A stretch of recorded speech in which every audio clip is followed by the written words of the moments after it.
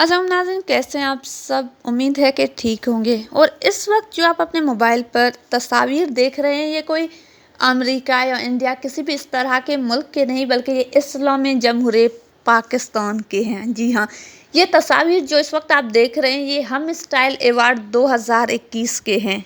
इंशाल्लाह पाकिस्तान को रियासत मदीना बनाया जाएगा। रियासत मदीना तो नहीं बन सका, अलबत्ता ये किसी यूरोपीय मुल्क का डेमो ज़रूर पेश कर रहा है। इस वक्त जो आप तस्वीर देख रहे हैं, यकीनन आपको यकीन नहीं आ रहा होगा कि ये हमारे मुल्क में, जो कि एक इस्लामी मुल्क है, जो कि इस्लाम के नाम पर आज़ाद हुआ था, उसमें ये सब हो रहा है। उसमें लोगों को इस कदर आज़ादी मिली हुई है।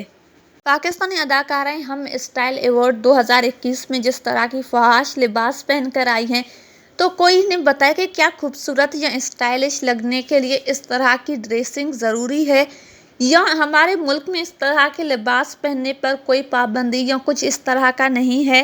वक्त के साथ साथ बहुत ही तेज़ी के साथ पाकिस्तान में इस तरह का लिबास पहनना, इस तरह के प्रोजेक्ट्स बनना और इस तरह की जो फहाशी को फैलाने वाली चीज़ें हैं वो बढ़ती जा रही हैं, लेकिन इसके ऊपर कोई काम नहीं हो रहा। इसको रोकने के लिए कुछ नहीं किया जा रहा।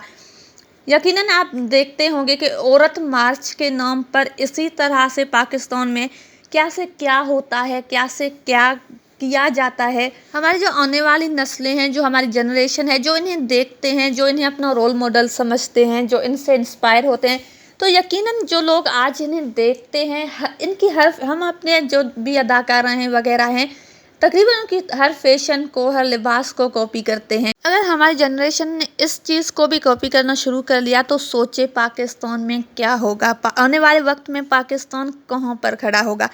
ये सारी बातें काबिल गौर हैं, सो इन पर ज़रूर गौर व फिक्र करें। इनके लिबास पर आप क्या कहना चाहेंगे? और वीडियो पसंद आए तो लाइक शेयर ज़रूर करें। मेरे YouTube channel overview by Usma Khan को ज़रूर सब्सक्राइब करें। अपना बहुत ज़्यादा ख्याल रखें। अल्लाह हाफिज़।